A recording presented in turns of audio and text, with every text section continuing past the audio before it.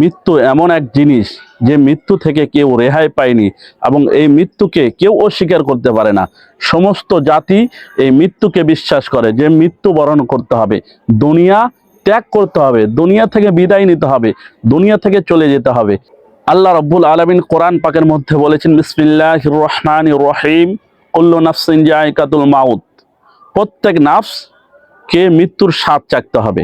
যার মধ্যে রুহু আছে, যার মধ্যে জীবন আছে, তাকেই মৃত্যুর স্বাদ চাখতে হবে। আল্লাহ এখানে বলেনি যে মরে যেতে হবে, শেষ হয়ে যাবে, মরে যাবে। আল্লাহ বলছে মৃত্যুর স্বাদ। যেমন আমরা কোনো জিনিস টেস্ট করার জন্য আমরা জিভায় লাগাই, জিভায় লাগালে একটু খেলে আমরা বুঝতে পারি যার টেস্ট এবং স্বাদ। সেরকমই মৃত্যুটা কত যন্ত্রণাময়, মৃত্যুটা কত কষ্টকর, মৃত্যুটা কত ভয়ঙ্কর, সেটার স্বাদ চাখতে হবে। আল্লাহ বলছেন মৃত্যুর স্বাদ চাখতে হবে যার মধ্যে জীবন আছে। এই জন্য মুসলমান, আমাদের সবাইকে একদিন সেই 3.5 হাত কবরে যেতে হবে। জানি না আমরা কদিন দুনিয়াতে থাকবো, কার হায়াত কতদিন আছে।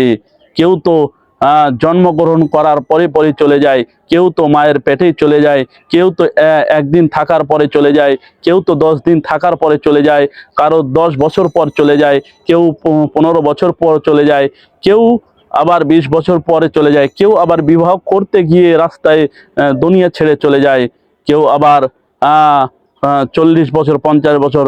আমরা জানি না কার হায়াত কত দূর আছে। মৃত্যু এমন একটা জিনিস যে মৃত্যু দেখবে না আপনার বয়স কত আছে, দেখবে না আপনার চুল পেকেছে কিনা, মৃত্যু দেখবে না আপনার বয়স হয়নি এখনো, আপনার খুব কম বয়স, মৃত্যু এটা দেখবে না।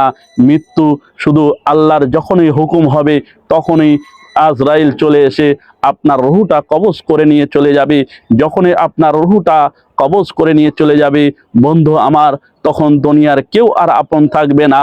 দুনিয়াতে থাকলে, দুনিয়ার মধ্যে থাকা অবস্থায় বিপদে পড়ে গেলে দুনিয়ার সবাই আপনাকে বিপদ থেকে উদ্ধার করার জন্য, বিপদ থেকে বাঁচানোর জন্য সবাই দৌড়িয়ে আসে।